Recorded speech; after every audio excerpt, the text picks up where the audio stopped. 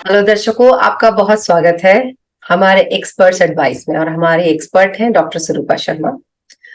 और डॉक्टर स्वरूपा शर्मा जो एक रिनाउंड गायनेकोलॉजिस्ट हैं, उन्होंने हमें पिछले कुछ हफ्तों से बहुत हेल्प किया है टू अंडरस्टैंड कि विमेन हेल्थ क्या होता है।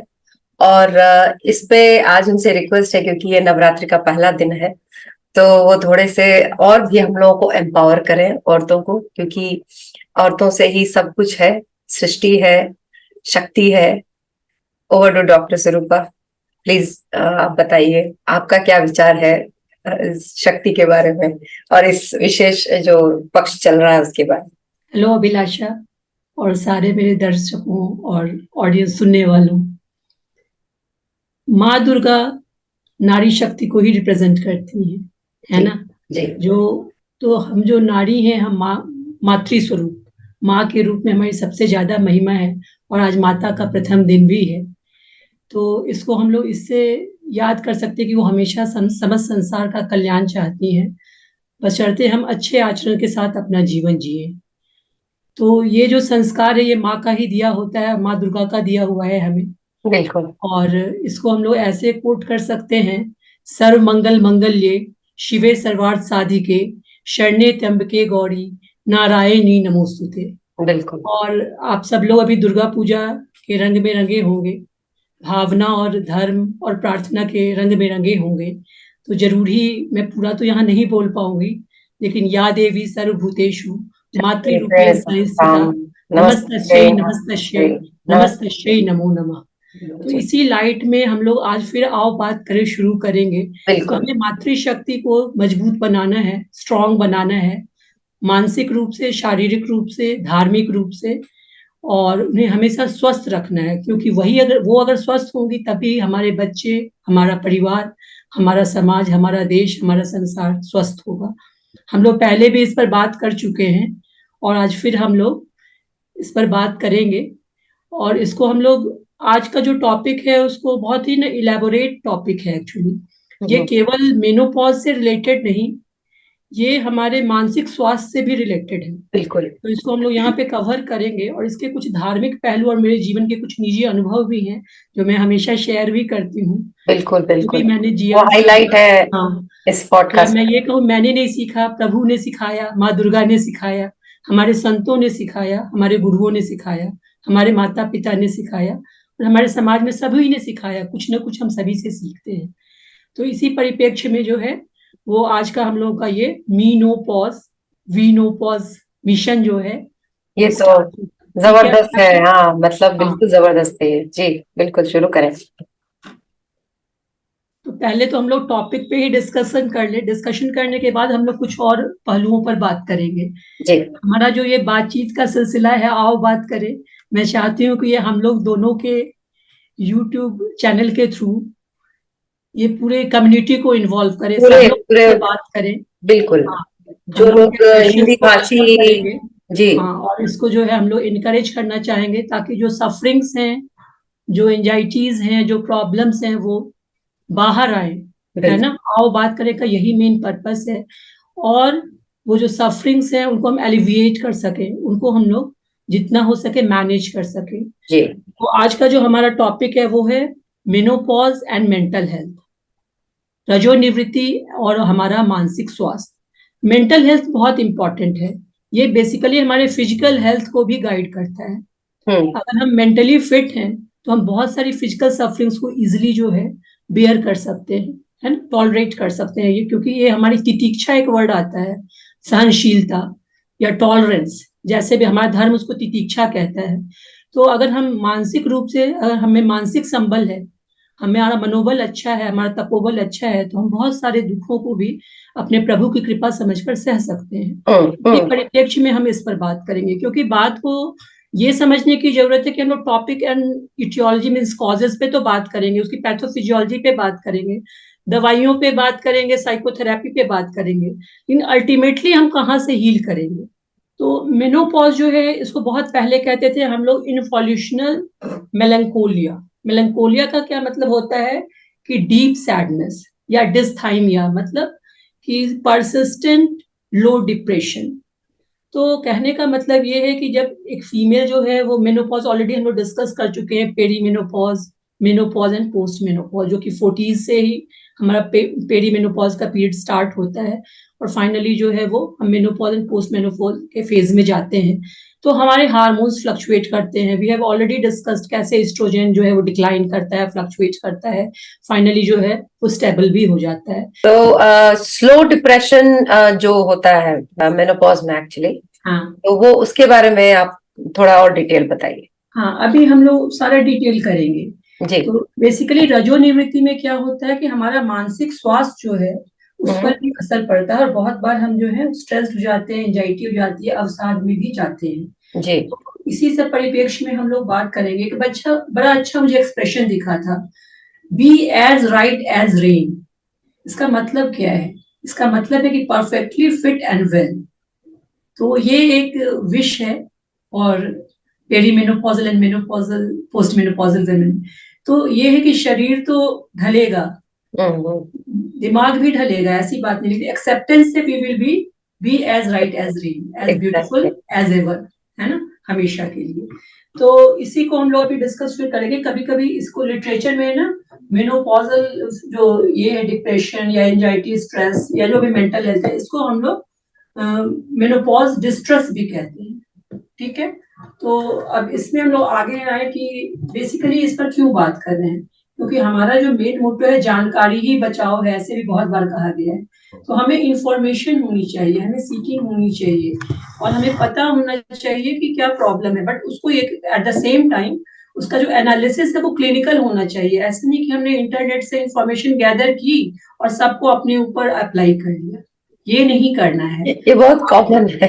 हाँ, तो इंफॉर्मेशन लेनी है, बट इंफॉर्मेशन मान लीजिए आपने रीड किया, बट उसको क्लिनिकली एनालाइज करने का जिसका काम है, जैसे मान लीजिए कि आपके साइकोलॉजिस्ट का है, साइकाइट्रिस्ट का है, या आपके गायनेकोलॉजिस्ट का है, या आपके फर्स्ट हैंड जनरल प्रैक्टिशनर का है, तो उससे क्लिनिकली जो है डिस्कस करना है, ना कि आपने नेट से इंफॉर्मेशन गैदर की और उसको सेल्फ एनालिसिस कर लिया। ठीक है, वो फिर डेंजरस हो जाएगा। तो जानकारी ही बचाव है, लेकिन साइंटिफिक जानकारी, और ये पता होना चाहिए कि कौन इसको एनालाइज करने के लिए इंटाइटल्ड है। ठीक है, सेल्फ जो है, जो होता है सेल्फ एनालिसिस, वो बहुत बड़ा डिट्रीमेंटल हो जाता है, मेंटल हेल्थ के लिए स्पेशली हो जाए। तो आज मैं मिस कुछ भी नहीं करना चाहती। तो इसमें क्या है कि मेनोपॉज इज इनएविटेबल, अनअवॉइडेबल है, बट सफरिंग्स आर चॉइस, ये समझने की जरूरत है। ये भी है, हम लोग बात कर रहे हैं बहुत ग्लूमी टॉपिक पे, लेकिन उसके आगे भी जो है ना एक खूबसूरत दुनिया है जहां और भी है। तो ये हमें समझना है कि इट्स एन अपॉर्चुनिटी, ये आपका एक फ्रीडम का भी स्पेस है, इसको भी समझना है कि कैसे है। यही हम लोग आज डिस्कस भी करेंगे। It's not an emotional roller coaster, it's an excited journey, ये भी है। तो कैसे है यही समझना है। तो इसमें फिर आ जाए, जैसे जैसे वही हमारा आगे पैथोफिजियोलॉजी पे पहले आ जाते हैं कि जैसे ही हमारा हार्मोन्स डिक्लाइन करता है, मतलब क्या रीजन है, क्यों होता है। तो जो एस्ट्रोजन जो है वो मेन हार्मोन है, एस्ट्रोजन प्रोजेस्टेरोन जो फीमेल हार्मोन्स है। जैसे ही पेरीमेनोपॉज और मेनोपॉज में ये डिक्लाइन करना या फ्लक्चुएशन, स्पेशली पेरीमेनोपॉज में ज्यादा प्रॉब्लम आती है, क्योंकि मेनोपॉज में क्या होता है कि वंस हार्मोन्स आर स्टेबल तो बॉडी एडजस्ट कर जाता है, तो ये जो मेंटल चेंजेस है ये भी स्टेबलाइज कर जाते हैं बहुत बार। तो जो पेरीमेनोपॉज वाला जो फेज जिसमें फ्लक्चुएशंस होते हैं, वहां पे मूड स्विंग्स ज्यादा होते हैं। तो ये क्यों होता है? तो बेसिकली ईस्ट्रोजन जो है वो सिंथेसिस ऑफ सीरोटोनिन है ना। सीरोटोनिन एक हार्मोन है हमारे ब्रेन का, बहुत कॉमन, और सब लोग इससे परिचित होंगे। हाँ, जो है एडुकेटेड है वो तो बिल्कुल परिचित होंगे, क्योंकि आजकल मेंटल हेल्थ पे बहुत बातचीत ऐसे भी होती है, थोड़ी हो रही है। सीरोटोनिन के सिंथेसिस में एंड उसके फंक्शन में हेल्प करता है, बहुत इंपॉर्टेंट पॉइंट है। उसके अलावा क्या है कि ये एंडोर्फिन्स और जो हमारा डोपामिन है उससे भी रिलेटेड है। जो एक और हार्मोन है हमारा नॉरएपिनेफ्रिन, उसका भी रोल है। जो ये एक्चुअली ये सारे न्यूरोट्रांसमीटर्स हैं जो हमारे हैप्पीनेस एंड वेलबींग को प्रोटेक्ट करते हैं, फाइन करते हैं, रिलेट करते हैं। तो द मोमेंट एस्ट्रोजन फ्लक्चुएटेड, तो ये सारे हार्मोन्स भी फ्लक्चुएट करेंगे, या अगर वो गॉन मतलब डिक्लाइन कर गया तो इसका भी लेवल जो है वो फॉल करेगा। तो नेचुरली जैसे ही ये फॉल करेगा तो हमारा कोग्निशन जो है, जो हमारी समझ है, वो अफेक्ट होगी, हमारा जो वेल बींग है वो अफेक्ट होगा। तो ये साइंस भी है ये साइंस भी है, ये स्पिरिचुअलिटी भी है, जो मैं लास्ट में कंक्लूड करूंगी। अच्छा, ठीक है ना, साइंस तो हमारे समझने के लिए है। फिलहाल तो बहुत स्कैरी है। नहीं, ये स्कैरी है, लेकिन ये बहुत वही है, how we think, how we take life, है ना, हमारे जीवन की समझ क्या है। और हमारा जो देश है भारत, यहाँ तो ये धर्म का देश है, तो यहाँ पे तो आप बातों को बहुत अच्छी तरह से समझा सकते हो और विश्व गुरु भी बन सकते हैं। मतलब हम आप नहीं बन सकते, लेकिन हमारे संत बन सकते हैं। हाँ, बिल्कुल। मेन रोल उनका है, हम लोग उस पोजीशन में नहीं है, हम लोग उनसे सीख सकते हैं। हाँ, तो इसको हमें समझने की जरूरत है, वो हम आगे बताएंगे, बिकॉज ये मेरा लाइफ एक्सपीरियंस है as a doctor, as a female, as a mother, as a wife, as a daughter, और जो मैंने अपनी सोसाइटी एज अ फ्रेंड, मतलब जो देखा, तो जो अपने पेशेंट केयर प्रोवाइडर में मैंने देखा कि पेशेंट्स की क्या सफरिंग्स है, तो मुझे जो लगा कि कैसे इससे निकल सकते हैं। तो केवल दवाइयों से और साइकोथेरेपी से, साइकोथेरेपी इतना इजी नहीं है, बातचीत करना तो बड़ा आसान होगा हमारे लिए, लेकिन उसको फॉलो करना कैसे कर सकते हैं, ये एक बहुत बिग क्वेश्चन है, और कितने लोग करते हैं, ये अनदर बिग क्वेश्चन है। तो यहाँ पे जैसे डिसिप्लिन, फेथ, कैसे कैसे इन चीजों का रोल आएगा, हम वी विल टॉक, है ना। तो अब यहाँ पे आ जाए, हम लोग पैथोफिजियोलॉजी में बात कर रहे थे, जो प्रोजेस्ट्रॉन जो है, हमने एस्ट्रोजन की बात तो कर ली, प्रोजेस्ट्रॉन को हम लोग कामिंग हार्मोन कहते हैं, मतलब वो हमें शांत करता है, हमारी नींद अच्छी लाता है, हमारे मूड को जो है ना उसको अच्छा रखता है। तो आपका जब प्रोजेस्ट्रॉन गया तो क्या होगा, स्लीप डिस्टर्बेंस स्टार्ट होती है ना, फॉलिंग अस्लीप या स्टेइंग अस्लीप, तो ये सब आपका गड़बड़ होने लगेगा। एक यहाँ क्वेश्चन है, जैसे कि कई लोग कम कम उम्र के औरतों को भी नींद की प्रॉब्लम होती है, हाँ जी। तो उनका भी प्रोजेस्टेरॉन कुछ इशू? अदर देखो, ऐसा है कि ये भी हो सकता है कि वो स्ट्रेस और अदर हार्मोन से, आपका जो है ना, जो स्ट्रेस हार्मोन है उनका लेवल बढ़ता है, उससे भी रिलेशनशिप है। हाँ, और हो सकता है कि फीमेल का तो अगर साइकी गड़बड़ हुआ तो उसके हार्मोन्स जो है, फीमेल हार्मोन्स, वो भी फ्लक्चुएट कर जाते हैं, तो that may be associated, but there will be other reasons too, not only progesterone, other reasons भी होंगे, है ना। उसके बारे में और डिटेल में हम लोग अलग से अगर साइकाइट्री के टॉपिक पर कभी डिस्कस करें, फीमेल हेल्थ पे, फीमेल वेलबींग पे, तो हम जरूर लोग करेंगे, डिस्कस भी जरूर कर सकते हैं। करेंगे। जी जी, तो बिल्कुल। वो चीज हमें देखनी है। तो कहने का मतलब है कि जैसे ही प्रोजेस्ट्रॉन कम होता है, तो हमारे अंदर इरिटेबिलिटी आने लगती है, एंजाइटी आता है, लो मूड होता है, स्ट्रेस आता है, एंड स्लीप इश्यूज आते हैं। और इस्ट्रोजन की वजह से हमारा जो है वो वेलबींग एंड हैप्पीनेस जो है वो अफेक्ट होता है। तो कहने का मतलब है कि जो भी मेनोपॉज के जो फिजिकल सिम्टम्स होते हैं, वो भी हमें बहुत बार जो है वो बहुत ज्यादा एंजाइटी में डालते हैं, क्योंकि हमें एक तो पता नहीं होता, हम समझ नहीं पाते, और अगर समझते भी हैं तो हम झेल नहीं पाते, झेलना जो है वो आसान नहीं है, ठीक है। फिर है कि हमने अभी बात की कि जो एस्ट्रोजन है वो हमारे जो है वो ब्रेन के न्यूरो रिसेप्टर्स पे और मेम्ब्रेन परमिएबिलिटी इस पे वो काम करता है, और हमारे जो सेरोटोनिन, नॉरएपिनेफ्रिन, डोपामिन, एंडोर्फिन, इसको फ्लक्चुएट या अफेक्ट करता है, जिससे कि हमारा मूड डिस्टर्ब होता है, या डिप्रेशन और एंजाइटी, स्ट्रेस, जो भी हमारे ये मानसिक स्वास्थ्य जो हमारा है एक फीमेल का, वो उसके फीमेल हार्मोन एस्ट्रोजन, प्रोजेस्टेरोन दोनों से जुड़ा हुआ है। तो इसमें दो थ्योरी है, एक थ्योरी तो हो गई एस्ट्रोजन विथड्रॉल थ्योरी जो हम लोग अभी बात किए, और दूसरा जो उसका एक थ्योरी और है, वो है हमारा साइकोलॉजिकल थ्योरी, जो कि नॉट बायोलॉजिकल, मतलब वो मानते हैं कि जो हमारा जो मेनोपॉज जो है, हमारा mental health, they go hand in hand, और ये हमारे बायोलॉजी से नहीं जुड़ा हुआ, ये हमारे साइकोलॉजी से जुड़ा हुआ है। अच्छा। साइकोलॉजी से कैसे जुड़ा हुआ है कि जो हमारे चेंजिंग रोल्स हो रहे हैं, ठीक है, हमारे बच्चे बाहर जा रहे हैं, या एडोलसेंट चाइल्ड को हम डील कर रहे हैं, या हो सकता है बच्चे सेटल नहीं, जो भी है, मतलब पॉजिटिव का तो एक अलग हिसाब है, निगेटिव की मैं पहले बात कर लूँ। फिर मान लो हमारा जो रिलेशनशिप अफेक्ट हो रहा है मेनोपॉज के फिजिकल सिम्टम्स की वजह से, ये उसके बाद जब हमारी रिस्पॉन्सिबिलिटीज, जो हमारा लाइफस्टाइल अफेक्ट हो रहा है, अगर एजिंग पेरेंट्स की केयर है, उसमें मतलब बहुत सारी जो जगलिंग जो कहते हैं ना हम लोग, तो वो जो है उससे जो है ये स्ट्रेस, एक्चुअली मतलब कहने का मतलब ये कि एस्ट्रोजन की वजह से नहीं है, वो उस स्टेज ऑफ लाइफ में जो हमारा जो साइकोलॉजिकल प्रेशर जो हमारे ऊपर पड़ रहा है, और जो हम डिफरेंट रोल्स में जो जगलिंग कर रहे हैं, उसकी वजह से ये सारा जो मूड डिसऑर्डर्स है वो राइज करता है। But actually it's a combination, ये दोनों के कॉम्बिनेशन से होता है। तो हमें यही देखना है कि कैसे जो है हमने, मतलब जो hormonal turbulence and environmental turbulence, ये दोनों मिलके जो है वो हमें उस समय अफेक्ट करते हैं।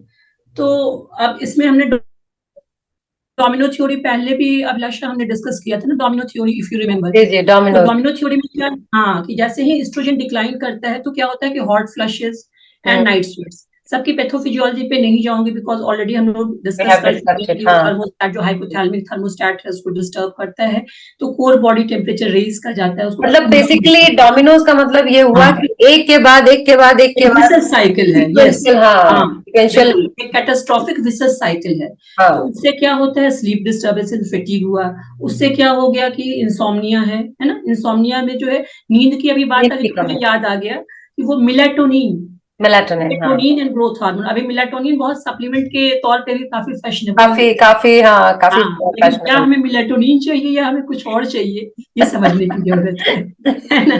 तो कहने का मतलब है कि ये सबसे फिर anxiety, stress, tension, depression and mood changes, तो एक ये विशस साइकिल है। इसके अलावा क्या होता है कि जब हमारा एज बढ़ता है तो प्रोजेस्टेरॉन की वजह से क्या होता है कि एक तो वेट गेन हुआ, उसके बाद क्या होगी, प्रोजेस्टेरॉन जो होता है वो हमारे रेस्पिरेशन को भी स्टिमुलेट करता है, तो वो भी डिक्रीज करता है, तो उसकी वजह से बहुत बार जो वेट मतलब जो ओवरवेट या ओबीज हैं उनमें स्लीप एपनिया आता है। स्लीप एपनिया में अब मैं डिटेल में नहीं जाऊंगी, तो उसमें भी मतलब स्लीप डिस्टर्बेंस उसकी वजह से भी होता है। कभी कभी ब्लड प्रेशर बढ़ गया, वो भी अगर बीपी शूट कर रहा है तो भी आपकी नींद डिस्टर्ब हो जाएगी। तो हम लोग इसको समझते चले। अब हम लोग आ जाए कि मतलब क्या कारण है, कारण हम लोग एक बार डिटेल में फिर से डिस्कस कर लें कि मूड डिसऑर्डर्स जो होते हैं या जो मूड चेंजेस हैं वो क्यों हो रहे हैं।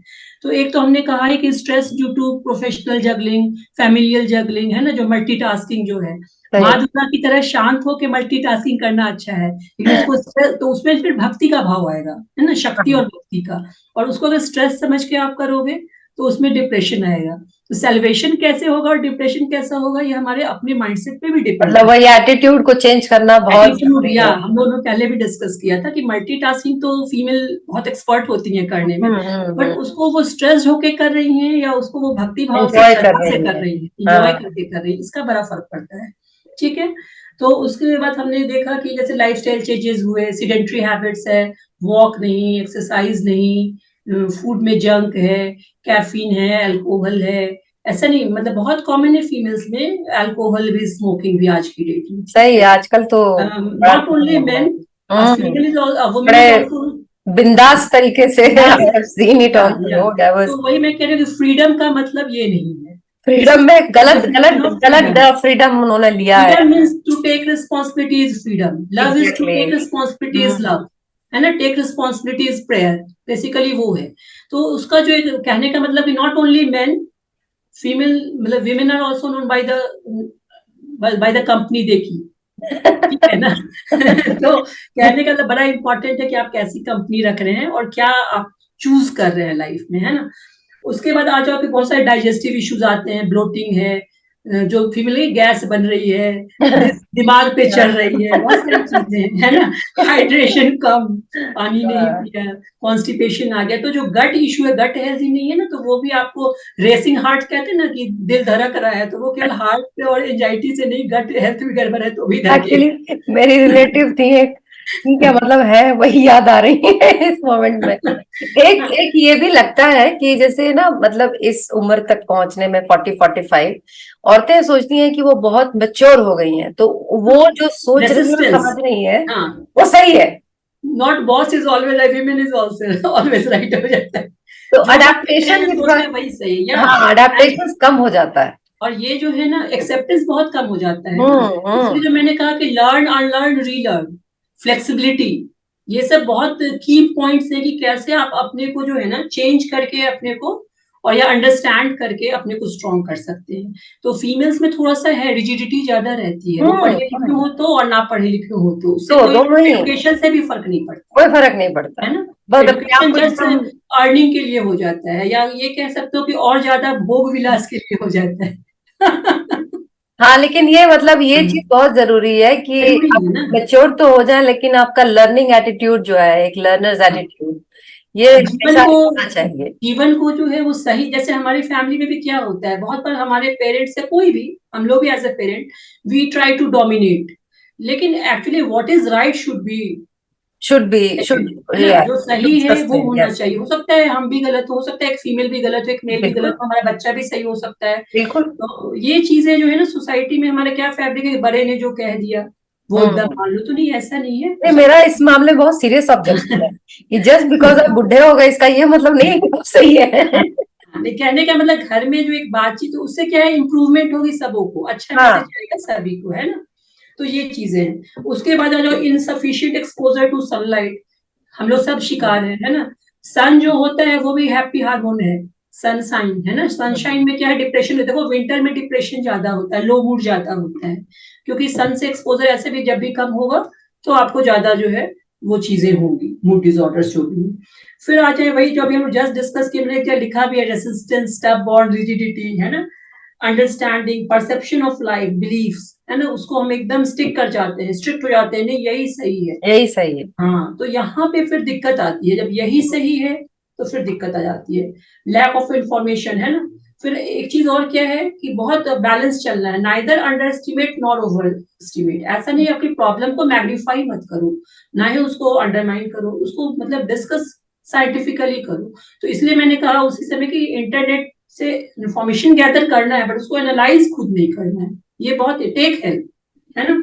उसके बाद हम लोग आ जाए कि स्लीप डिस्टर्बेंस हमने डिस्कस कर ही लिया। फिर है कि वैसोमोटर सिम्टम्स, जो नाइट स्वेट्स हैं, जो हॉट फ्लसेस हैं, वो सब हमें डिस्टर्ब करते हैं। फिर है कि नो सीकिंग और रेसिस्टेंस टू सीकिंग, मतलब हम खुद ही अपने सिम्टम्स को डिसमिस कर देते हैं, स्पाउस भी डिसमिस कर देते हैं, चिल्ड्रन भी डिसमिस कर देते हैं, फैमिली एंड सोसाइटी सब डिसमिस कर देते हैं। एक्चुअली पता ही नहीं चलता कि जो फीमेल इतनी एक्टिव थी एंड मतलब हर तरह से हैप्पी थी, अचानक से why she is in tears without any reason, why she is yelling, why she is in rage, है ना, क्यों अपने पार्टनर पे या बच्चों पे चिल्ला रही है, या फिर क्यों ऐसा होता है कि भाई अभी मैं तुमसे बात कर रही हूँ, हो सकता है मुझे वर्ड कुछ याद ही ना आए कि अभी क्या बोलना था, लॉस ऑफ वर्ड्स हो जाता है, जिसको मेंटल फॉग या ब्रेन फॉग हम लोग कहते हैं। या फिर मालूम हुआ कि चाबी जो है वो कहाँ रखी थी, खोजे जा रहे हैं, जो इतनी अच्छी मेमोरी थी वो कहाँ जा रही है। तो ये अचानक क्यों होता है, ये सब होता है और होता है। तो एक्सेप्ट कर लेना चाहिए। हाँ, फिर वेकअप अचानक मिडनाइट में इन स्वेट्स, और मतलब पूरी जो है ना मतलब पसीने पसीने इन स्वेट्स जो है, पैनिक अटैक के साथ हम लोग वेकअप किए इन मिडनाइट, अचानक ये क्यों होने लगा। तो इसको एक तो है कि बहुत बार फीमेल भी खुद ही डिस्कस कर देती है, स्पाउस भी डिस्कस कर देता है, नोबडी मतलब कोई सोचता नहीं समझता नहीं ये क्यों चेंजेस हो रहा है, सोच रहा है कि इसका बिहेवियर क्यों खराब हो रहा है, क्यों ऐसी चेंजेस आ रहे हैं। तो हमें सोचना है कि कुछ तो है जो कि प्ले कर रहा है, और क्या प्ले कर रहा है, तो बेसिकली वो हमारा फ्लक्चुएशन ऑफ एस्ट्रोजन प्ले कर रहा है, फ्लक्चुएशन ऑफ प्रोजेस्ट्रॉन प्ले कर रहा है, ट्रिगर वहीं से है। अब वो सीरोटोनिन के थ्रू हो, वो एंडोर्फिन के थ्रू हो, मतलब जिसकी कमी है, या डोपामिन के थ्रू, बट ट्रिगर वहां से है। फिजिकल जो फिटनेस है वो भी जा रही है, और मेंटली भी जो है हम इस तरह से चपेटे में आ रहे हैं। तो इन चीजों को समझने की जरूरत है, और इस पे सेल्फ डिसमिसल भी नहीं होना चाहिए, और फैमिली का सपोर्ट तो बहुत इंपॉर्टेंट है, होना ही चाहिए। तो बहुत बार देखो इस स्टेज में ये सब भी होता है, जैसे लोनलीनेस, है ना, बच्चे चले गए, सेटल होकर चले गए, तो बहुत फीमेल तो बहुत खुश भी रहती है, पॉजिटिव इम्पैक्ट भी पड़ता है, क्योंकि सिर पे नहीं रहने चाहिए। और दूसरी चीज क्या है कि रहना ही चाहिए। हाँ, आजकल हमारी सोसाइटी में क्या है कि डाइवोर्स रेट ज्यादा है, मैरिटल मतलब एक्स्ट्रा मैरिटल अफेयर्स है, लिव इन रिलेशनशिप है, बहुत इंपॉर्टेंट पॉइंट्स है ना। तो इससे भी क्या होता है कि लोनलीनेस आ जाता है। ठीक है, फिर जब सिम्टम्स ऑलरेडी बहुत सारे सिम्टम्स हो रहे हैं, बहुत सारे फेजेस ऑफ लाइफ आ रहे हैं, नो वन इज अंडरस्टैंडिंग, अगर फैमिली है भी, हस्बैंड है भी, बच्चे हैं भी, बट कोई समझ नहीं रहा, तो भी एक ना विड्रॉल हो जाता है, सेल्फ विड्रॉल, तभी आप मेंटल वेब में फंसने लगते हैं। ठीक है, कुछ लोग प्री डिस्पोज भी होते हैं, लेकिन अगर वो कुछ लोग में हिस्ट्री भी ऑफ डिप्रेशन भी पहले से होता है। फीमेल्स में क्या है एक्चुअली, ये जो हार्मोन्स है ना, ये नॉट ओनली इन पेरीमेनोपॉज, आप 4 पीस दिमाग में कर लो, प्यूबर्टी के टाइम, उसके बाद आप देख लो प्री मेंस्ट्रुअल टेंशन, है ना, जो पीरियड्स वगैरह के साथ, एंड वैसे ही जो है वो आपका डिस्फोरिया, मतलब ये सब चीजें जो है ना, प्री मेंस्ट्रुअल डिस्फोरिया, और फिर पेरीमेनोपॉज। तो हर समय जब भी हमारा स्टूडेंट फ्लक्चुएट करता है तो हमारा मेंटल स्टेबिलिटी जो है वो अफेक्ट होता है। तो अब इसके साथ हम लोग देख लें कि इसके साथ साथ सोशल, हमने अभी बात ही की कि चेंज इन चाइल्ड बेयरिंग, है ना, रोल। अब क्या है कि लॉस ऑफ रिप्रोडक्टिव फंक्शन हो गया, फर्टिलिटी लॉस्ट हो गई, तो ये एक तरह का लॉस लॉस वाला साइकिल चलने लगता है ना, अपना यूथ लॉस हो रहा है। तो ये सब चीजें हैं, एम्प्टीनेस हमने डिस्कस कर ही लिया। यहाँ पे एक बड़ा इंपॉर्टेंट पॉइंट है कि जिस सोसाइटी में जो एज्ड फीमेल है उनको वैल्यू किया जाता है, रिस्पेक्ट किया जाता है ना, उनको उनकी एक तरह से, जैसे हमारे भारत में तो ये चीज है थी, और मुझे लगता है कि अगर हम लोग इस पर थोड़ा ध्यान से गौर करें तो बहुत जल्दी ये चीज फिर से स्टैब्लिश भी हो सकती है, जो चीजें जा रही हैं, बट इस पे मेहनत करने की जरूरत अभी महसूस हो रही है। तो उसमें क्या है कि वो जो फीमेल होती है वो इम्पावर्ड होती है, तो उनमें ये वो लोग ना इस तरह के सिम्टम्स कम रिपोर्ट करेंगे, क्योंकि वो स्टेबल होती हैं, फैमिली सपोर्टेड होती है, रिस्पेक्ट है, सब कुछ है, तो एक अलग माइंडसेट से वो ग्रो करती हैं। तो इस पर भी ध्यान देने की जरूरत है तो कि वो जो श्लोक है जहाँ पर नारियों यत्र नारी पूजयन्ते रमन्ते तत्र पुरुषाः, या वो उसी बहुत लिए है इम्पोर्टेंट है, वो क्योंकि इम्पोर्टेंट है। ताकि नॉट ओनली वाला फीमेल, फेस हमको लगता है मेल फीमेल दोनों को एक दूसरे को बहुत रिस्पेक्ट देना चाहिए, रेस्पेक्ट करना चाहिए। रिस्पेक्ट बहुत आई इम्पोर्टेंट एग्री। है ना। तो वो चीजें हमें ध्यान देने की है। उसके बाद एक बड़ा इंपॉर्टेंट वेब है जिसपे फीमेल्स फंसती है, वो चेंजिंग बॉडी इमेज। मैंने देखा है, मतलब आईने में देखकर वो पुरानी वाली मुस्कान आनी चाहिए, ना कि वो जो ग्रे हेयर आप देख रहे हो, या आप जो देख रहे हो कि भाई वजन बढ़ रहा है और मतलब बॉडी शेप चेंज हो रहा है, तो उससे लॉस ऑफ कॉन्फिडेंस या लॉस ऑफ सेल्फ बिलीफ या लॉस ऑफ मतलब या सेल्फ स्टीम मतलब लो होना, ये सही नहीं है, क्योंकि ये एजिंग है। एक्सेप्ट इट विथ ग्रेस, है ना, तो एक्सेप्ट विथ ग्रेस करो। ये मत सोचो कि क्योंकि चीजें अब एकने आ रहे हैं, फेशियल हेयर आ रहे हैं, कोई बात नहीं है, ऑल थिंग्स आर ब्यूटीफुल। हम लोग पहले भी इस पर बात कर चुके हैं, लेकिन फीमेल्स इससे गुजरती हैं, उनको बहुत ज्यादा मतलब रहता है कि मतलब पहले जैसे नहीं दिख रहे, तो पहले जैसे नहीं, और ज्यादा ब्यूटीफुल दिख रहे हैं, इसको आप समझने की बात है। डे सही बाई बात। कुछ सही आप चेंजेस भी ला सकते हैं, जैसे सपोज मैंने ही अपने हेयर थोड़े लॉन्ग कर लिए कि चलो थोड़ी ज्यादा फेमिनिटी आ जाएगी, तो कहने का मतलब आप कुछ कुछ चेंज। और सबसे इम्पोर्टेंट तो मुझे लगता है कि सेल्फ प्रेज। सेल्फ प्रेज क्या है, अब मतलब अपने अंदर का जो आपका आत्म स्वरूप है उसको हमेशा प्रेज करो, क्योंकि वही एक्चुअली भगवत स्वरूप है। सेल्फ प्रेज में मैं एक्सटर्नल पे कभी नहीं जाती, क्योंकि हर ईश्वर की बनाई हर चीज सुंदर है, मतलब क्या सुंदर नहीं है ये सोचना पड़ेगा। तो ये, सोचना पड़ेगा, सही हाँ, बात ये है। एक माइंडसेट है जो आपको सपोर्ट करेगा, ठीक है। या तो फिर ये भी कर सकते हैं कि अगर कोई चीज आपको बदसूरत लग रही है तो ये उसको एक्सेप्ट कर लीजिए, किसी को वो सुंदर लगेगी। हाँ, और ये आपकी आपके नजरिए आपका है, नजरिया सही ये नहीं है ईश्वर ने नहीं लेकिन बनाया, हाँ, ये तो आप लेबल कर रहे हो ना। हाँ, ये बिल्कुल। आप लेबल कर रहे हो, ये आपकी आंखें और आपका जो दिमाग है वो लेबल कर रहा है। एक्चुअली वो सुंदर है, वो सुंदर अच्छा है, है। बिल्कुल। हाँ, वो मतलब अगर आपको अच्छा नहीं लग रहा तो ये आपका नजरिया है, आपकी आपके माइंडसेट और आपकी नजर का धोखा है। इसी बात ये पर चीज़ जैसे है। छछुंदर है, मोल हाँ जिसको बोलते हैं, उसकी माँ की नजर में वो छछुंदर भी सुंदर ही हाँ होगी। हाँ हाँ, क्योंकि परमेश्वर, एक हम लोग बचपन में पोएट्री में पढ़ते थे ना, all things bright and beautiful, yes, all creatures great all and small creatures वाला ग्रेट एंड पढ़ते थे ना। स्मॉल, तो वही ऑल चीज कि थिंग्स भगवान ने वाइज। सब कुछ सुंदर बनाया, देखने की जरूरत है कि वो जरूरत, सुंदर वो है नजरिया, है ना। नजर चाहिए। हाँ, नजर चाहिए। अब आ जाए कि क्या क्या प्रॉब्लम्स होती हैं जो हम लोग अभी डील कर रहे थे, ठीक है ना। तो उसमें फर्दर आ जाओ कि 20% फीमेल में डिप्रेशन मिलता है, 20 to 30%, फिगर थोड़ा ऊपर नीचे वैरी कर सकता है। जिसके साथ हिस्ट्री है उसमें 60% में डिप्रेशन है, और मान लो कि प्रायर टू पेरीमेनोपॉज उसको डिप्रेशन है, तो 60% तक में डिप्रेशन मिल सकता है। इंसोम्निया 40 to 50% केसेस में है, वैसोमोटर सिम्टम तो 80% लगभग फेस करते हैं, है ना। उसके बाद एक बीमारी होती है स्किट्सोफ्रीनिया, इस पे ज्यादा हम डिस्कस नहीं करेंगे। स्किट्सोफ्रीनिया में क्या होता है कि साइकोसिस है, बेसिकली इनसाइट, मतलब आपकी समझ खत्म। तो एक पीक है एडोलसेंट एंड सेकेंड पीक है मेनोपॉज, पेरीमेनोपॉज। अच्छा, एडोलेसेंस में भी स्किज़ोफ्रेनिया हो सकता है? या हो सकता है। तो मतलब स्प्लिट पर्सनालिटी, या स्किज़ोफ्रेनिया जो स्प्लिट होती है personality, split exactly exactly. Personality. और देखो जो भी मेंटल डिसऑर्डर्स है ना, फीमेल ज्यादा प्रोन है। हाँ, ये बात हाँ, तो सही ये है। कहीं ना कहीं हार्मोन्स का ही कमाल है, मुझे हाँ, लगता उसकी वजह से। है ना। उसके बाद जो जैसे थोड़ा मान सा लो, स्किज़ोफ्रेनिया के बारे में थोड़ा अगर आप बता सकें, क्योंकि बहुत सारी फीमेल्स जो हैं वो शायद सफर कर रही होंगी या उनके रिलेटिव्स कर रही हाँ होंगी। देखो स्किट्सोफ्रीनिया में क्या है कि स्प्लिट पर्सनैलिटी, इसमें क्या होता है, बेसिकली हेलुसिनेशन होता है, डिल्यूजन होता है। अब हेलुसिनेशन में क्या है, जैसे ऑडिटरी विजुअल, इसका मतलब मैं थोड़ा ग्रॉस छोटा छोटा बताऊंगी अभी, है ना। तो उसमें क्या होता है कि जो चीज है नहीं वो हमें दिखाई देती है, ठीक है, या वो हमें जो आवाज है नहीं वो हमें सुनाई देती है, ठीक है हम्म। ना। ये होता है, मैंने देखे हैं पेशेंट्स, है ना, अच्छा, मतलब अच्छा। मेडिकल कॉलेज में भी देखे, अपनी प्राइवेट प्रैक्टिस में भी देखा, वाह। कि अपने रिलेटिव्स में भी देखा, डिस्टेंट रिलेटिव में आई सॉ दिस, ठीक है।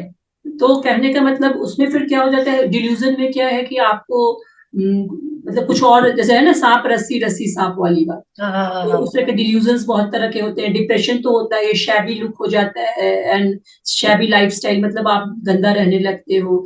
विड्रॉल हो जाता है, लॉस ऑफ आई कांटेक्ट तो खैर डिप्रेशन में भी होता है, बट इसमें तो होता ही होता है अच्छा। स्किज़ोफ्रेनिया में। उसके अलावा मतलब और भी बहुत सारी चीजें हैं, और it's very difficult to treat. I have seen patients even during my medical college, I have seen, मतलब पेशेंट्स मैं क्या बोलूं, मतलब अपने लोग थे, तो हम्म। ऐसा हो जाता है कि उनका बिहेवियर रैशनल नहीं रह जाता है। जैसे मान लो बाल्टी का बाल्टी पानी उन्होंने फेंक दिया, या कपड़े सारे काट दिए, मतलब इस तरह की बहुत सारी चीजें कि मतलब उनका बिहेवियर रैशनल नहीं रह जाता है, और बेसिकली इंसाइट खत्म हो जाता है ना। इंसाइट मतलब वो समझ नहीं पाते वो क्या करे। जैसे डिप्रेशन है, डिप्रेशन वाले फिर भी समझते हैं कि उनके साथ क्या हो रहा है, बट हम्म। जो स्किज़ोफ्रेनिया वो साइकोसिस है। डिप्रेशन न्यूरोसिस में आता है, न्यूरोसिस में इंसाइट आपका इंटैक्ट है, मतलब आप समझ सकते हो, आपकी समझ इंटैक्ट है। लेकिन साइकोसिस में आपकी समझ इंटैक्ट नहीं है ना। कुछ भी आप बड़बड़ा रहे हो, किसी अपने आप में बात कर रहे हो, बहुत सारी चीजें हैं। तो इसको ट्रीट करना भी बहुत ही डिफिकल्ट है, तो फीमेल में काफी कॉमन है। तो सेकंड पीक जो है वो पेरीमेनोपॉज है, ठीक है। उसके अलावा जो पैनिक डिसऑर्डर, पैनिक डिसऑर्डर हम लोग सब लोग जानते हैं। Panic panic attack. Usually use भी करते हैं कि मुझे पैनिक हो गया, पैनिक हो गया, है ना। तो हम्म। पैनिक डिसऑर्डर भी जो है उसमें क्या होता है, जो मेनी, ये जो different and many physical symptoms of menopause जो आते हैं, जैसे हॉट फ्लशेस से ही ट्रिगर, मतलब वो पैनिक अटैक में भी कन्वर्ट हो जाता है। उसके बाद आता है obsessive compulsive disorders. Obsessive compulsive disorders में जैसे होते हैं ना, वॉशर्स होते हैं, थिंकर्स होते हैं। तो जो वॉशर्स होते हैं वो, जैसे तुमने देखा होगा, वो तो लगातार अपना पैर हाथ साफ करते रहते हैं, उनकी हम्म। सफाई, या घर में भी सफाई खत्म ही नहीं होती है ना। तो ये हम्म। पैथोलॉजिकल भी बहुत बार होता है। बिल्कुल बिल्कुल। बिल्कुल और ऐसा। बहुत बार थिंकिंग में कि सेम थॉट जो है वो बार बार रिपीट हो रहा है, ऑब्सेसिव कंपल्सिव डिसऑर्डर। मुझे याद है हाँ, वो मेडिकल थिंकिंग कॉलेज क्रिएट। में, वैसे तो बहुत सेंसिटिव इशू है, but in a lighter note मेरे टीचर कहा करते थे, एक एफएमटी के सर थे, कि ताला बंद हुआ कि नहीं, कहीं खुला तो नहीं रह गया, कहीं खुला तो नहीं रह गया, है ना। तो ये ऑब्सेसिव कंपल्सिव डिसऑर्डर का एक पार्ट ही बहुत बार होता है, कि भाई आप एक ही थॉट जो है वो आपको बार बार इंसिक्योर करके रिपीट करते हैं। इसमें इसके वेरिड फॉर्म्स हैं, ऐसी बात नहीं है। और उसके बाद bipolar disorder, we all know, इसमें मैनिया एंड डिप्रेशन, मतलब कभी आप बहुत इलेटेड, मतलब बहुत एक्साइटेड बहुत फील, खुश रहते हैं, कभी बिल्कुल बिल्कुल। डिप्रेस। हाँ। तो ये जो इसका डिप्रेसिव एपिसोड जो है वो पेरीमेनोपॉज में बढ़ जाता है। अरे और जितने बिल्कुल। भी हम लोग इलनेस डील कर रहे हैं अभी, तो या तो इसका न्यू ऑनसेट हो सकता है ड्यूरिंग पेरीमेनोपॉज, या हम्म। फिर जो पहले से है वो रिसर्फेस या रिलैप्स या रिकरेंस जो कर लो वो कर सकता है, या फिर क्या हो सकता है कि चेंज हो सकता है सिम्टम्स में थोड़ा, है ना। तो इन चीजों पे हमें ध्यान देना है कि ये केवल इमोशनल एग्जॉशन नहीं चल रहा है, हो सकता है कि कुछ और ही दिक्कत आ रही हो, जो कि मतलब साइकाइट्रिक इश्यूज हो, जिसमें हमें साइकाइट्रिस्ट और साइकोलॉजिकल मतलब काउंसलर प्लस गायकोलॉजिस्ट तीनों की हेल्प की जरूरत होती है, क्योंकि कहीं कहीं पे हमारा हार्मोन थेरेपी वर्क करता है, कहीं पे हमें जो है वो एंटी डिप्रेसेंट वगैरह का भी रोल है, और हमें लेना चाहिए। मेंटल हम्म। इलनेस को लेके हमारे यहाँ बहुत इनहिबिशन है, वैसे तो बहुत डायबिटीज बहुत। हाइपरटेंशन को भी लेके है। हम बीच में ये जो है सो कुछ और फॉलो करते हैं, दवाई छोड़ने का, और मतलब हमारा as a country scientific temperament थोड़ा पुअर है, और मुझे लगता है कि स्पिरिचुअल भी पुअर हो रहा है। तो दोनों को बैलेंस करके चलना है, दोनों को आप अच्छा रखोगे तभी तो लाइफ अच्छी होगी, है ना। सही बात तो है। दैट वे क्या है कि मेंटल इश्यूज जो हैं वो, जो मतलब मेरे कहने का जो मेंटल सिम्टम्स ऑफ मेनोपॉज या perimenopause are as real as physical symptoms of perimenopause. तो उनको डिसमिस नहीं करना है ना, उनको मतलब ये हाइड भी नहीं करना है। सीकिंग बहुत इंपॉर्टेंट है, because help is available, help है, हर तरीके से हेल्प है ना। मेडिसिन का भी हेल्प है, काउंसलिंग का भी हेल्प है, अभी हम लोग बात उस पर आगे करेंगे ही, है ना। तो वो चीज इंपॉर्टेंट है। और एक चीज और बड़ा इंपॉर्टेंट है कि क्यों ऐसा होता है कि अचानक से हमारा low mood, stress, anxiety, irritability, anger या क्रैंकीनेस इन बिहेवियर। क्रैंकीनेस क्या हो गया कि जो यूजुअल, मतलब इसका स्वभाव ही ऐसा है, यूजुअल वे में ही हम जो है हमेशा फंसी हो गए, ऑलवेज जो है वो हमारा जो मतलब ये natural quality of our behaviour हो गया, तो this is not good. But ये सब जो है ये सरफेस करता है ड्यूरिंग ये पेरीमेनोपॉज और मेनोपॉज फेज, ठीक है ना। हम्म। हाँ, मेंटल फॉग, ब्रेन फॉग या ब्रेन फटीग, है ना, हम बहुत लॉस सा फील करते हैं, या loss of words. I already told की बात करते करते मान लो वर्ड्स ही भूल गया कि आप क्या बोल रहे हैं। तो बहुत बार क्या होता है कि इसी जंक्शन पे बहुत लोग जो है अपने प्रेजेंटेशन को लेके कॉन्शियस हो जाते हैं, या वर्क प्लेस पे भी सपोर्ट नहीं मिलता, उन्हें लगता है मेरी एबिलिटी कम हो रही है, बट ये नहीं सोचना है। आपको उसके साथ ही कोप करना है, और आपका जो वर्क प्लेस है उसको भी सपोर्ट करना है, प्रोफेशनली भी सपोर्ट करना है, because it is a part, और ये ठीक हो जाता है जैसे ही हार्मोन्स स्टेबल होते हैं। तो ये जो mental fog and lack of concentration, ये सब चीजें ठीक हो जाती हैं। इन चीजों को मतलब ये नहीं सोचना है कि गड़बड़ हो गया हमेशा के लिए परमानेंट, ठीक है ना। फिर मैं हम लोग बात कर ही रहे loss of confidence and feeling of sadness all. अब आ जाओ कि हमारा जो एक इम्पॉर्टेंट पॉइंट इसमें अब आ जाता है कि बेसिकली कुछ चीजें हैं, कुछ पॉइंट्स हैं जो हमें समझने की जरूरत है। यहाँ पे बार बार परसीव्ड वर्ड आएगा। मैं जब अभी 2-3 पॉइंट बोलूँ तो आएगा परसीव्ड, मतलब कि वो एक्चुअल है नहीं, बट हम परसीव कर रहे हैं, हम ऐसा समझ रहे हैं। तो due to menopause and its symptoms and its hormonal fluctuation, वहां वो चीजें हैं नहीं उस तरह से, बट हमारा परसेप्शन ऐसा, तो उससे भी लाइफ में डिफिकल्टी आती है। तो poor self perception of health, हमारा हेल्थ खराब हो गया, हमको ये बीमारी हो गई, हमको ये हो गया, है ना। मतलब एक जो भजना कह लो, या जो इसको कह लो कि हम उसी पे हमेशा फोकस कर जाते हैं। मतलब ये चीजें हैं, दुखद है, और जब गुजरता है तो मुश्किल है इससे निकलना। लेकिन इसीलिए तो हम लोग ये मतलब चाह रहे हैं कि आओ बात करें, को बिल्कुल खुलकर बात करें, पर्दे के पीछे से नहीं बिल्कुल बात, सही बात है। खुलकर बात और करें। उसको समझे और सही इसमें तरीके से। दोनों ओर से सुधार की जहां जहां जरूरत है, हम्म। दोनों ओर से। Bilateral process, unilateral will not do. अगर आपने मेडिसिन सपोर्ट ले लिया लेकिन बीच में छोड़ दिया, आपका काउंसलर जो आपको समझाया आप प्रैक्टिस कर ही नहीं रहे, डिसिप्लिन अपने को चेंज कर ही नहीं, तो it will not work. Bilateral interaction is important, है ना। उसके बाद क्या हो कि नंबर ऑफ परसीव प्रॉब्लम्स, जो प्रॉब्लम्स है भी नहीं, हो सकता है कि आपको छोटा छोटा डे टू डे का जो काम पहले नॉर्मल लगता था वो भी लगे कि अब ये काम कैसे होगा, बहुत भारी लगने लगता है ना काम, क्योंकि एनर्जी लेवल भी लो है और मेंटली भी भारी लग रहा है। फिर negative feelings toward self and partner, ये आने लगती है बहुत बार। फिर बहुत सारे फिजिकल सिम्टम्स तो ऑलरेडी मैं बताया कि आता है। न्यू ऑनसेट ऑफ इलनेस, जैसे मान लो कोई बीमारी, शुगर ही अचानक हो गया, ब्लड प्रेशर हो गया, कोलेस्ट्रॉल, मतलब कोई भी फिजिकल मतलब इलनेस भी आ गई अचानक, सेल्फ को हो गई या फैमिली में किसी को हो गई, क्योंकि ये सब इसी स्टेज में आती हैं चीजें सामने, है ना। तो इन सब से कोप कैसे करना है, यहाँ पे एक वर्ड आता है, वो वर्ड है हमारा, जैसे कहते हैं एक्स्ट्रावर्सन, और दूसरा वर्ड है हमारा न्यूरोटिसिज्म, इंट्रोवर्जन। है ना। अच्छा। एम आई ऑडिबल अभिलाषा? या यू आर परफेक्टली जो ऑडिबल। एक्स्ट्रा वर्सन होता है उसमें क्या क्वालिटी होती है, वो काफी असर्टिव होगा, टॉकेटिव होगा, आउटगोइंग टाइप होगा, है ना। और जो तुम्हारा न्यूरोटिसिज्म जो एक टर्म आता है, इसमें क्या होता है कि वो जनरली अपने को लेके ना निगेटिव इमेज रखेगा। तो कहने का मतलब ये है कि जो उसका जो इमोशन, यहाँ एक्सट्रोवर्ट और इंट्रोवर्ट नहीं है। नहीं, अच्छा। हाँ यहाँ हल्का सा डिफरेंस है। अच्छा। एक्स्ट्रोवर्ट से ही एक्स्ट्रावर्सन आ रहा है वैसे, लेकिन हम्म। न्यूरोटिसिज्म थोड़ा डिफर कर रहा है। मतलब उसमें क्या है कि अपने को लेके एक निगेटिव इमेज रहती है, इनिशिएटिव्स कम होंगे, उसकी इमोशनल स्टेबिलिटी लेस होती है ना। तो कहने का मतलब इसका भी रिलेशनशिप हमारे डिप्रेशन से लिटरेचर में देखा गया है कि जो एक्सट्रोवर्ट है या एक्स्ट्रावर्सन जिसमें है, वो लोग जो होते हैं उनमें कम देखा गया है डिप्रेशन। और जो न्यूरोटिसिज्म जिनमें होता है, मतलब जो निगेटिव इमेज लेकर चलते हैं, हर सिचुएशन से निगेटिव को, उसको निगेटिवली परसीव किया या अपने लिए निगेटिव रखा, मतलब सेल्फ क्रिटिकल जो बहुत ज्यादा होते हैं, या इवन कहो कि दूसरों को भी लेके क्रिटिकल होते हैं, एनालिसिस, ओवर एनालिसिस, तो उसमें क्या होता है कि उसमें डिप्रेशन का चांस ज्यादा होता है। तो ये देखना है कि जैसे न्यूरोटिसिज्म इसलिए भी कि निगेटिव फीलिंग या negative attitude towards menopause and ageing, है ना, कि अब हमारा एज हो गया, मेनोपॉज में ये चीजें होंगी, ये दिक्कतें आएंगी, तो हम जितना ज्यादा उसको मतलब सोचेंगे कि ये होगा तो वो होने लगेगा। होता है ना, जो हम सोचते हैं, हमारे जो बिलीफ है वो एक्चुअल में भी लॉ होने ऑफ लगते हैं। अट्रैक्शन।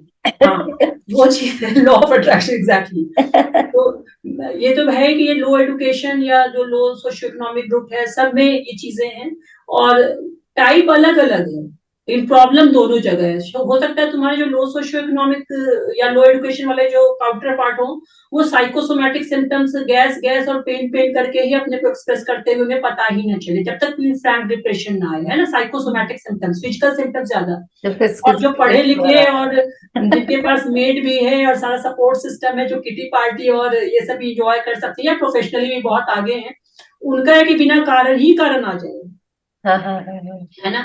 उनके पास सारी सुख सुविधा है, सब कुछ है, बट उनके पास ऐसे ही बहुत सारे कारण। मतलब ये ऐसे सुनने में जो आ रहा है तो ये लग रहा है कि बहुत कठिन है डगर पनघट की। नहीं, कठिन मैं तुम्हें बता रही हूँ, ये कठिन बिल्कुल नहीं है, लेकिन हाँ, सच सच को जीने की हिम्मत, ताकत और इच्छा चाहिए। वो मैं लास्ट में डील करूंगी। अच्छा। हाँ, वो मैं डील कर, बहुत इजी है, मतलब लाइफ को सही ढंग से समझने की बस जरूरत है। ये चीज समझने की जरूरत है कि पर्पस ऑफ लाइफ क्या है।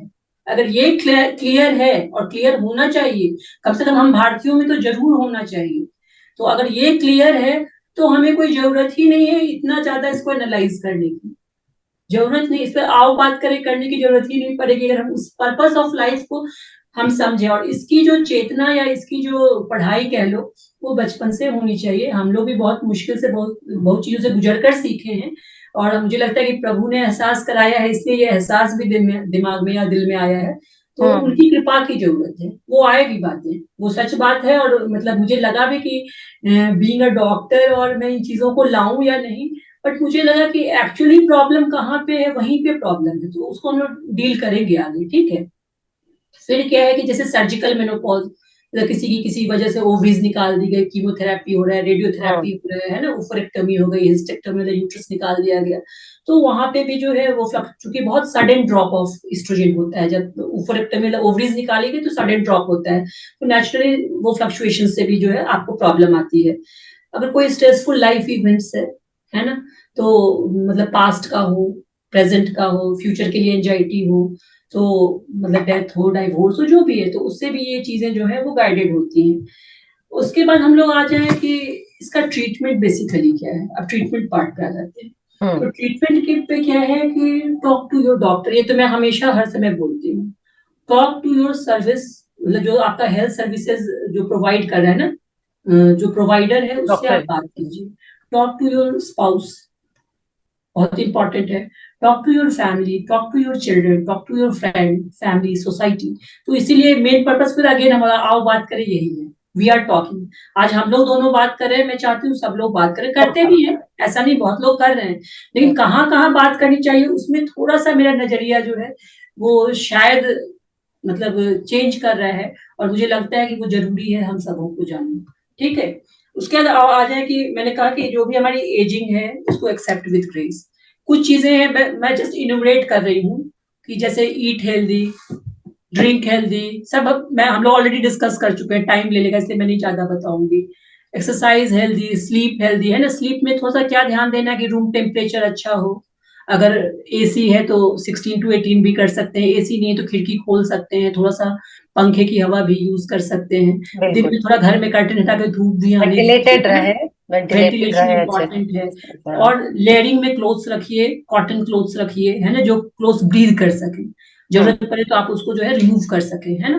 वो हम्म। देख लीजिए। फिर स्लीप हेल्दी हो गया, वियर हेल्दी, मैंने अभी बता ही दिया। सप्लीमेंट हेल्दी, जो डाइट का हमारा है ना, वो चीज हमें सप्लीमेंट की। गट हेल्दी, है ना, हाइड्रो, मैंने कहा गट हेल्दी बहुत इंपॉर्टेंट है। कर्ड वर्ड जो भी हम लोग सब ऑलरेडी डिस्कस कर चुके हैं, अब इस पे हम लोग ज्यादा बात नहीं करेंगे। थिंक हेल्दी बहुत इंपॉर्टेंट है, इस पर भी बहुत बात की, important। और लास्ट में इसी पे बात करेंगे। थिंक हेल्दी से सब कुछ चेंज हो सकता है, ठीक है।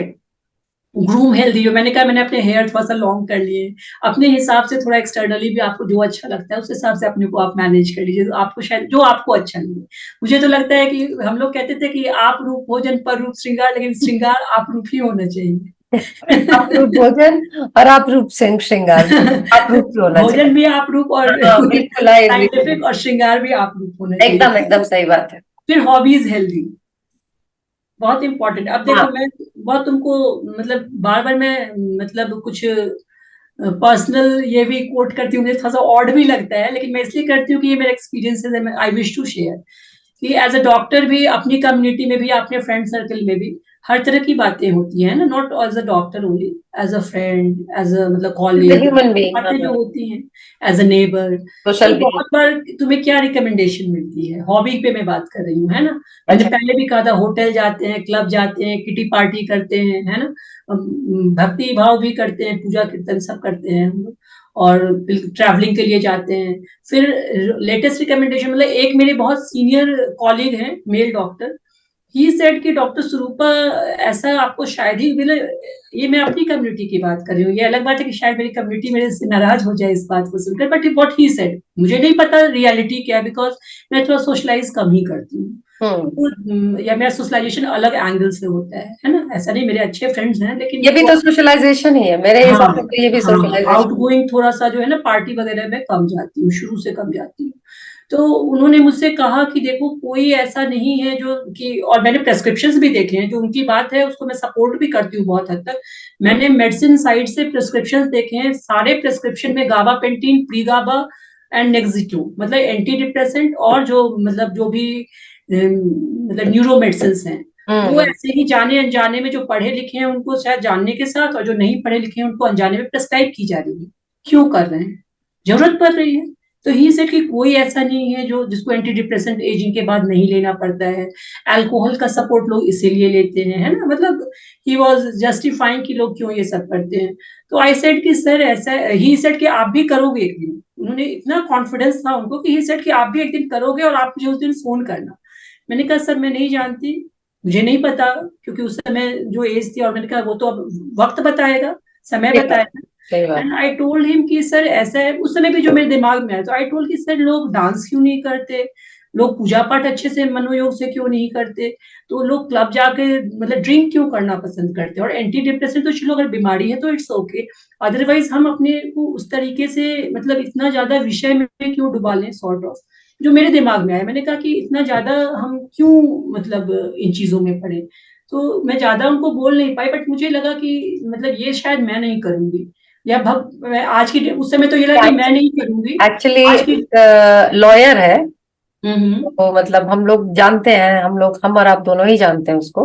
हम्म उसने बोला कि वो एक्चुअली वो फार्मास्यूटिकल कंपनी के लॉयर है।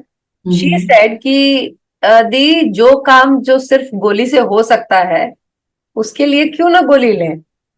हाँ, तो ये क्या एटीट्यूड, तो तुम्हें लगता है, एटीट्यूड वही। एक्चुअली एक क्वेश्चन बहुत इंपॉर्टेंट है, क्या वो काम गोली से हो रहा है? ये बहुत ऐसा इंपॉर्टेंट लग है, रहा है, या आप परसेप्शन किसी है। विशेष साइकिल में फंसते जा रहे हो, हाँ वही तो। ये बड़ा इंपॉर्टेंट है ना। तो वही चीज मुझे लगी कि उस समय तो उनको मैंने ये कहा कि सर मैं तो शायद ये नहीं करूंगी, ये नहीं चूज करूंगी। मैंने ये भी कहा कि मैं बिहार से हूँ, और शायद हम लोग छोटे शहर से रहे हैं, हमारे दिमाग में ये बातें नहीं है, मैंने ये भी कहा। तो उन्होंने ये भी कहा कि क्या छोटा शहर क्या बड़ा शहर, ये भी बात से मैं अग्री करती हूँ, लेकिन मैंने फिर भी उस समय यही उनको कहा, और मैंने ये, और आज मुझे ये फील होता है कि मैं नहीं, मेरे भगवान, मेरा जो धर्म है वही मुझसे ये नहीं करवाएगा, अगर हम उसको सही में मानते हैं तो मेरे प्रभु नहीं करवाएंगे, है ना। मैं इसको अब ऐसे लेके चलती हूँ, तो ये एक लाइफ में ये चेंज मेरी लाइफ में आया। अभी तक भगवान की कृपा से उन चीजों में मैं नहीं पड़ी, और आगे मुझे नहीं पता है कि जीवन का मार्ग कैसा होगा, कैसे सन्मार्ग और कुमार्ग हम्म। दोनों की जो डेफिनेशन है, ये हमारे धर्म में भी है, हमारे पेरेंट्स ने भी हमें दी, हमारे टीचर्स ने भी हमें दी, और आज भी बच्चों को वैल्यू एजुकेशन है, लेकिन वैल्यू एजुकेशन क्यों बॉन्ड हो रहा है, जा रहा है, क्यों जा रहा है, क्यों नहीं हम उसको अडॉप्ट कर पाए, क्योंकि गोली खाना तो आसान रास्ता है ना, शॉर्टकट है, लेकिन उसको जीना जो है वो मुश्किल है, प्रैक्टिस करना मुश्किल है, डिसिप्लिन चाहिए, है ना। तो ये एक डिफरेंस है जो हमें समझना पड़ेगा, और जब तक ये नहीं समझेंगे एक्चुअल चेंज नहीं आएगा, बातें होती रहेंगी। ठीक बिल्कुल, है ना, ये मतलब चेंज नहीं हुआ है अभी तक। नहीं हुआ है, तभी तो मैं कि खुल के हाँ, बात करती लोग हूँ। जो है वो मतलब चाहते हैं शॉर्टकट, शॉर्टकट, तो वो कैसे होगा, बिना वो नहीं किसी हो पता नहीं सकता। वो और क्या करना है कि इसको कुछ शॉर्टकट चाहिए। वही मैं कह रही हूँ। तो चलो अब इसी पे बात आ जाए हमारी कि हमें मतलब गुड हॉबीज, मैंने कहा ना कि हेल्दी हॉबीज, तो म्यूजिक है, सिंगिंग है, डांसिंग है, जो भी हम लोग जिम जाते हैं या स्विमिंग करते हैं, जो भी कर ले, साइकिलिंग कर ले, वॉकिंग कर ले, गार्डनिंग कर ले, है ना, तो नेचर वॉक कर ले, जंगल वॉक कर ले, जो भी कर ले, हम ये क्यों ना चुने। बहुत इंपॉर्टेंट है कि हम क्या चुनते हैं, हम ग्रीन स्पेस और ब्लू स्पेस पे क्यों नहीं फोकस करें, है ना, हम्म। हम्म। ग्रीन स्पेस और ब्लू स्पेस पे फोकस करें। तो इस तरह से जो क्या है कि हमें ये देखना है कि हमारा हर चीज कैसे अच्छा रहेगा, तो हमेशा क्या है कि हमारा दिमाग शांत होना चाहिए, और शरीर चलायमान होना चाहिए, एक्टिव होना चाहिए, ये बहुत इंपॉर्टेंट है। ठीक है, अब आ जाओ हम लोग अगेन इस पर बात कर लें कि हमने हॉट फ्लसेस पे बात कर ली। ठीक है, अगर मान लो एक सिनेरियो ले लो, मेडिसिन तो अभी आएगा कि ठीक है हॉट फ्लसेस नहीं ठीक हो रहे हैं, तो हमने हार्मोन रिप्लेसमेंट थेरेपी लास्टली दे दी, या फिर जो है हमने उसको क्लोनिडीन एक ड्रग आती है वो, या गाबापेंटिन मैंने ऑलरेडी डिस्कस किया वो दे दी, या जरूरत पड़ी तो एंटी डिप्रेसेंट भी दे दिया, ठीक है दे दिया, ये सब तो हमने कर लिया। पहले हमने लाइफस्टाइल चेंज भी ऑलरेडी डिस्कस किया, वो भी कर लिया। एक बीच की अवस्था है, मान लो ये सब करने के बावजूद मुझे रात में नींद नहीं आती, मैं जग जाती हूँ, अब क्या करेंगे? अगेन माइंडसेट का रोल है। हम कुछ रीडिंग कर सकते हैं, हम बिना ये सोचे कि भैया मुझे नींद नहीं आ रही, नींद नहीं आ रही, क्या करूं क्या करूं, इस एंजाइटी, हम कुछ रीडिंग कर सकते हैं, हम कुछ प्रेयर कर सकते हैं, सोच हम, सकते हैं। हाँ, हम 15-20 मिनट के बाद फिर से सोने की कोशिश कर सकते हैं। सोच सकते हैं, मेरा ख्याल है हाँ। सिर्फ सोच। अगर आप कोई एक टॉपिक ले लीजिए, अगर हम्म। पर्सनल या, हम्म। तो उससे भी काफी, कर सकते हैं, है हाँ, ना? वो भी ये बहुत है कि बेहतर होता जो है। भी हमारे ट्रिगर्स हैं, अगर हमारा थॉट का कोई ट्रिगर है, सिचुएशन का कोई ट्रिगर है, या फिर मान लो भाई जो हॉट वेदर है, या स्पाइसेस हैं, हम लोग ऑलरेडी इसको डिस्कस कर चुके हैं, कैफीन, अल्कोहल, स्मोकिंग, टोबैको, है ना? ये सब जो भी एंग्शियस फीलिंग वगैरह जो आ रही है, तो सिचुएशन को हम लोग अगर अपने सोच, है ना, रिवायरिंग ऑफ आवर ब्रेन, हम्म। उसको अगर हम रीलर्न करें, सही कपड़े पहने, सही ढंग, स्लीप हाइजीन भी एक टर्म आता है कि भाई हम 1 घंटे 2 घंटे पहले मोबाइल एंड गैजेट्स, टीवी, ये सब छोड़ दें, है ना? तो उससे भी जो है वो, अच्छा, एक fix routine, as a doctor तो, एज एन ऑब्स्टेट्रिशियन तो खैर हम लोग के लिए नहीं पॉसिबल है, लेकिन जिसके लिए पॉसिबल है वो तो मतलब एक टाइमली, एक रूटीन में जो है रेगुलर उनका वेकअप टाइम और स्लीप टाइम फिक्स हो सकता है ना? तो ये चीजें भी हेल्प करती हैं, ठीक है। अब है कि इसके बाद भी अगर मान लो कि हॉट फ्लसेस हैं, नाइट स्वेट्स हैं, या जो मूड डिस्टर्बेंसेस नहीं ठीक हो रहे हैं, तो वे करना है। हमारे पास जो ट्रीटमेंट ऑप्शन है वो 3 तरह के हैं। एक तो हमारा हार्मोन रिप्लेसमेंट थेरेपी है, मैं इस पे अलग से एक बार डिटेल में भी बात करूंगी, हम्म। बट अभी हम लोग इसको जस्ट नॉलेज वाइज देंगे। दूसरा हमारा है कि अदर थेरेपीज हैं, जिसमें कि काउंसलिंग, एंड अभी मैं डिस्कस इन्यूमरेट भी करूंगी, थोड़ा थोड़ा बताऊंगी भी, उसमें कोग्निटिव बिहेवियर थेरेपी भी आता है। और थर्ड एक और ऑप्शन है हमारा एंटी डिप्रेसेंट। तो हमें जज करना क्लिनिकली, इसलिए मैंने कहा कि मीट योर डॉक्टर, वो जज कर पाएगा कि आपको, आप डिप्रेशन के जोन में ज्यादा हो, या आपको वैसोमीटर सिम्टम्स ज्यादा हो रहे हैं, या आपका जो है यूरोजेनाइटल एट्रोफी, हम लोगों ने डिस्कस किया ही था ना, जी जी जी जी। यूरोजेनाइटल सिंड्रोम, जैसे वेजाइनल ड्राइनेस है, या हम्म। ईचिंग है, सेक्सुअल डिसफंक्शन है, ये सब चीजें ज्यादा है, तो इनके आधार पे वो डिसाइड करेगा कि वो आपको हार्मोन रिप्लेसमेंट थेरेपी दे, या सीधा एंटी डिप्रेसेंट पे रखे, है ना? अगर डिप्रेसिव सिम्टम्स ज्यादा है तो हो सकता है एंटी डिप्रेशेंट पड़ेगा।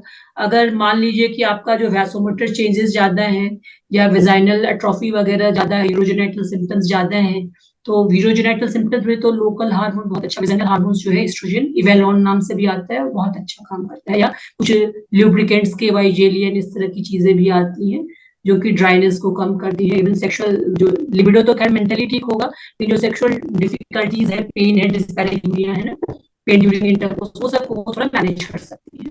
उसके बाद जो जो सिस्टेमिक है, उसमें ओरल रूट है, ट्रांसडर्मल पैचेस हैं, तो ये हम लोग डिटेल में बाद में बात करेंगे, जी। ठीक है। मूड चेंजेस में भी मैंने अलग आगे यही सब बात की। फिर तुम्हारा आ जाता है कि कुछ एंटी डिप्रेसेंट और एचआरटी तो हमने डिस्कस कर लिया। अब जो हमारा सबसे इम्पोर्टेंट चीज है कि एक तो समझना कि व्हेन टू सीक हेल्प, हमें हेल्प कब लेना है। तो जब हमारा डिसरप्शन ऑफ लाइफ है, day to day life, emotional up and down से ऐसा हो रहा है कि हमारा वर्क, प्रोफेशनल लाइफ को तो घर होती है ना, family life, daily house hold course, जो भी है वो अफेक्ट, हमारी हॉबीज, हमारा प्रोफेशन और हमारा रिलेशनशिप, ये जब अफेक्ट होने लगा तो हमें हेल्प लेने की जरूरत है। हेल्प में जो है वो लाइफस्टाइल मॉडिफिकेशन तो सबसे ऊपर आता है ना, लाइफस्टाइल मॉडिफिकेशन जो हम लोग ऑलरेडी डिस्कस अभी भी किए और पहले भी कर चुके हैं, ठीक है। दूसरा जो है हमारा वो आता है थेरेपी। थेरेपी में क्या है कि थेरेपी में आपका जो है वो तरह तरह की थेरेपी है। उससे पहला जो आता है वो है काउंसलिंग। काउंसलिंग जैसे फ्यूचर स्पिरिचुअल काउंसलर, काउंसलर गायकोलॉजिस्ट भी हो सकती है, एक जो साइकोलॉजिकल काउंसलर होते हैं वो भी हो सकते हैं, जो कि इस फील्ड में उनकी अच्छी समझ हो। पर्सनली मुझे क्या लगा, मुझे नहीं पता वैसे ये क्या फीडबैक लोगों को मिलता है, मुझे लगता है ये always it's a team work, है ना? मतलब सबों को मिलकर, it's a team work. Psychologist हो, गायकोलॉजिस्ट हो, साइकाइट्रिस्ट हो, और इवन योर जनरल प्रैक्टिशनर, जो कि आपका फर्स्ट लिंक है ना, पेशेंट सबसे पहले उन्हीं के पास जा सकती है। तो जो फर्स्ट रेफरिंग फैमिली फिजिशियन जो होते हैं, तो इन सबका ये टीम वर्क है। और मतलब उसमें है कि एक आपस में लियाजनिंग करना चाहिए, और पेशेंट को जो है उसी हिसाब से जो है गाइड करना चाहिए। तो एक तो फर्स्ट हमने काउंसलिंग डिस्कस की, तो काउंसलिंग किससे हो सकती, किसकी होती है? जो हेल्दी होते हैं उन्हीं को तो तुम काउंसल कर सकते हो। जो उसका माइंड हेल्दी है वही हमारी बात सुनेगा, समझेगा और फॉलो करेगा। तो ये दूसरा जो उसमें आ जाता है वो है हमारा साइको थेरेपी। साइकोथेरेपी में क्या हो जाता है कि एक तुम्हारा आ जाता है कॉग्निटिव बिहेवियर थेरेपी, जिसपे थोड़ा भी मैं डिटेल में बात करूंगी। दूसरा है तुम्हारा उसमें फैमिली थेरेपी, मतलब आपने पहले छोटी छोटी चीजों को डिस्कस कर ले, फिर हम कॉग्निटिव बिहेवियर थेरेपी पे डिटेल में बात कर लें। तो जो हमारा फैमिली थेरेपी है उसमें क्या होता है कि पूरी फैमिली की काउंसलिंग की जाती है, ताकि प्रॉब्लम को आइडेंटिफाई करना है, उसको अंडरस्टैंड करना है, फिर सोल्यूशन बताना है, अकॉर्डिंगली उसको डील करना है, काउंसलिंग से हो तो या ट्रीटमेंट से तो, मतलब अवेयरनेस क्रिएट करना, ठीक है। उसका कपल थेरेपी हो गया, हस्बैंड वाइफ को या जो भी है उनको आपस में समझाना। ग्रुप थेरेपी, एक तरह से हम लोग अभी ग्रुप थेरेपी की भी कोशिश कर रहे हैं, ग्रुप काउंसलिंग, है ना, कि यूट्यूब के थ्रू। तो ये ग्रुप थेरेपी तुम डिजिटली भी कर सकते हो, ऑनलाइन भी कर सकते हो, या फेस टू फेस भी, मतलब जैसे 10-12 लोग हैं, 10-12 महिला एक जगह इकट्ठी हुई, उनको आप अवेयर कर सकते हो। छोटा ग्रुप रहेगा तो चाहे 1-to-1 केयर भी कर सकते हो, है ना, जैसा फेस टू फेस या ऑनलाइन जैसे भी कर लो। उसके अलावा है इंटरपर्सनल थेरेपी, मतलब आपका जो relation, interpersonal relationship at work, family, तो उसमें सब वर्क प्लेस पे भी अवेयरनेस क्रिएट करनी है कि women is going, मतलब that woman is going through menopause, perimenopause changes, है ना। तो वहां पे भी कैसे जो ये इश्यूज वर्क प्लेस पे भी आनी चाहिए, कि कैसे इतनी इफेक्टिव इफिशिएंट वर्कर जो है अचानक फॉरगेटफुलनेस आ रहा है, वो कैसे स्लिप ऑफ टंग हो रहा है, कैसे लॉस ऑफ मेमोरी हो रही है, कंसंट्रेशन नहीं होता, या बिहेवियर चेंज हो रहा है, तो वहां पे सपोर्ट होना ही चाहिए, जरूरी है ना, उसको सपोर्ट मिलना चाहिए। उसके बाद क्या है कि आपका जो है सो कुछ जो आ जाता है वो है माइंडफुलनेस। माइंडफुलनेस में भी अभी हम थोड़ी सी बात करेंगे, डिटेल में बात करेंगे। तो दो चीज इसमें जो है, एक हो जाता है, एक और है साइको डायनेमिक साइकोथेरेपी। इसमें क्या होता है, हम लोग पास्ट पे जाके एनालाइज करते हैं कि पास्ट लाइफ इवेंट्स क्या आते हैं, उसके हिसाब से पेशेंट को गाइड करते हैं, और ये बड़ी लंबी थेरेपी होती है, बिकॉज इसमें और जितनी भी थेरेपी पास्ट है, लाइफ, पास्ट लाइफ मतलब आपका जो पूरा पास्ट लाइफ है उससे आपका जो है साइकी तो गाइड होता है ना, माइंडसेट तो बनता है। मतलब मेंसुरेशन वाला लाइफ। हेलो। हेलो, मतलब पास्ट हाँ, लाइफ का मतलब क्या हुआ यहाँ पे? तो भी पास्ट लाइफ इवेंट्स है। जब भी आप साइकोथेरेपी में जाते हो ना, तो आपको अपने काउंसलर को सारी चीजें शेयर करनी, तो उससे आपकी पर्सनैलिटी का भी एनालिसिस होता है कि आप चीजों को कैसे मतलब कि समझ। आपकी जैसी उम्र किसी की 45 साल है, तो 45 साल के तक जो आपने जो जीवन जिया है, जीवन दैट जिए, इज पास्ट तो लाइफ। जीवन का नजरिया कैसा है, हाँ, तभी वो हाँ। बोलेगा, तो तुम मेक आउट कर पाओगे ना कि पेरीमेनोपॉजल चेंजेस ही है, या कोई पास्ट डिप्रेशन है, या कोई पास्ट इवेंट्स है जिसकी वजह से ये हो रहा अच्छा, मतलब टिल 45 और what ever your age is, आपका है। कैसी आपकी एक्टिविटी रही है, it is about that. Okay. इसमें जो है नाम ही है साइको डायनेमिक, मतलब उसमें है कि वो डायनेमिक काउंसलिंग है। तो उसमें पूरे जैसे और जितना भी सीबीटी जो मैंने कहा ना, कॉग्निटिव बिहेवियर थेरेपी या माइंडफुल, ये सब प्रेजेंट करंट को डील करता है। तो जो ग्रुप थेरेपी, मतलब फैमिली थेरेपी वगैरह, जो जो थेरेपीज है, इनका बहुत यूज रहेगा, इजंट इट? बहुत लाभ बहुत। होगा, बहुत इंपॉर्टेंट है। जी। तो वही मैं बता रही थी अभिलाषा की, ये जो सारी चीजें हैं, इसमें ट्रीटमेंट पार्ट में जो है हमारा मेन तो वही 3 फोकस है। एक तो थेरेपी हो गया, दूसरा तुम्हारा एचआरटी हो गया, हार्मोन रिप्लेसमेंट थेरेपी, और तीसरा तुम्हारा एंटी डिप्रेसेंट जो कि सेरोटोनिन रीअपटेक इनहिबिटर्स होते हैं। तो एक्चुअली ये टॉपिक जो है वो इतना डिटेल में है कि इसको हम लोग इजीली जो है अभी नहीं कवर कर सकते हैं, क्योंकि लंबा टॉपिक हो जाए। तो मुझे लगता है कि हम लोग जो है ना, इस कुछ 2-3 जो पार्ट है, जैसे कोग्निटिव बिहेवियर थेरेपी, माइंडफुलनेस, तो इसको हम लोग जो है अपने नेक्स्ट सेशन में इंक्लूड करें, जी। और उस हिसाब से ये जो है ना, हम हम्म। लोग इसको अभी करें। तो समझ में यही है कि हमें जो है वो इस चीज को समझना चाहिए कि जो हमारी जो फीमेल्स हैं उनका जो मेंटल हेल्थ है, वो पेरीमेनोपॉज के जंक्शन पे जो है वो अफेक्ट हो सकता है, और वो जो चेंजेस आ सकते हैं, बिहेवियरल चेंजेस आ सकते हैं। तो हमें उनको सपोर्ट करना है, उन्हें गाइड करना है, और उनको इंकरेज करना है कि हेल्प इज अवेलेबल, तो वो हेल्प ले, है ना। और एक, जैसे आज अगेन हम लोग वही चर्चा करें कि आज माँ दुर्गा का प्रथम दिन है, और हमारी दुर्गा पूजा शुरू हो गई है। तो हम लोग सबों की मंगल कामना करते हुए इसको बंद करें, इसको आज यहीं जी, पे एंड करें। बिल्कुल।